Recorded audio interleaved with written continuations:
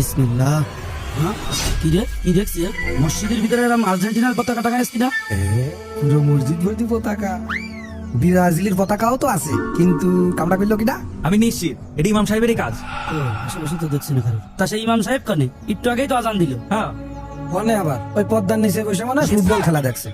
এই ইমাম সাহেব, ইমাম সাহেব, এই ওদিক থেকে এদিকে আসেন। আমাদের সময় হয়ে গেল না?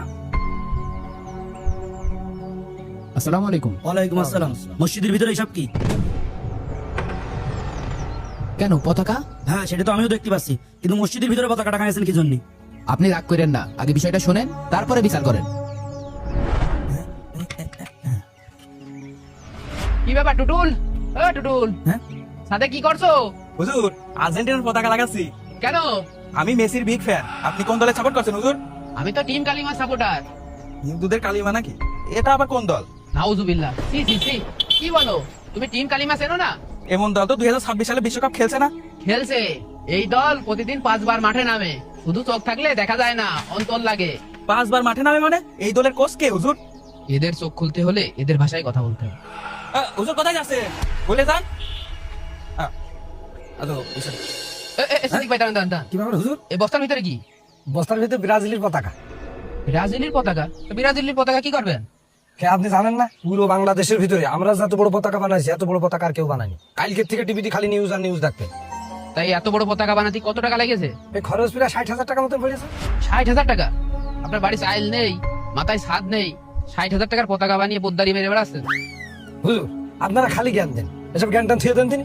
সব জায়গায় জ্ঞান চলে না। আর যে পতাকা বানাইছি তাতে যদি 2 দিন না খেয়েও থাকি তো কোনো সমস্যা হবে না। প্রত্যেকটা বাড়ির সাথে পতাকা, অথচ আল্লাহর ঘরই খালি। এদের একটা শিক্ষা দিতে হবে। হুজুর, বিড়বিড় করে কি কি করছেন? আমিও ভাবছি একটা পতাকা বানাবো। জান, এ ভক্ত আসো। তা আপনি মসজিদের ভিতরে পতাকা টাকা কি বোঝাতে চাচ্ছেন? আমি কি বোঝাতে যাবো? আপনাদের প্রত্যেকের বাসায় একটা করে পতাকা টানানো আছে। তা আমি চিন্তা করলাম মসজিদ বাদ যাবে কেন? আমরা তাহলে এক কাজ করি, আসেন মসজিদে একটা প্রজেক্টর টানিয়ে সবাই মিলে খেলা দেখ পানে। হুজুর, আমার বাড়ি আটটুক টিভি প্রজেক্টর হলে বেশ ভালোই হবে না? হুজুর শোনেন, এই খেলাধুলো আর ধর্ম আপনি এক করে ফেলবেন না। খেলাধুলো আলাদা জিনিস আর ধর্ম আলাদা ব্যাপার। ঠিক বলেছেন সভাপতি সাহেব, ধর্ম আলাদা জিনিস, খেলা আলাদা জিনিস।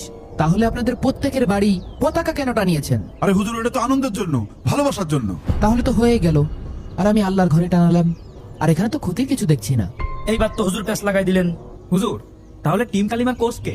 আমার দলের কোচ মোহাম্মদ সাল্লাল্লাহু আলাইহি ওয়াসাল্লাম। তার দলের নাম লেখাতে বাসায় পতাকা টানানো লাগে না, এই অন্তর থেকে ভালোবাসা আসা লাগে। হুজুর, মসজিদ থেকে পতাকাগুলো নামান।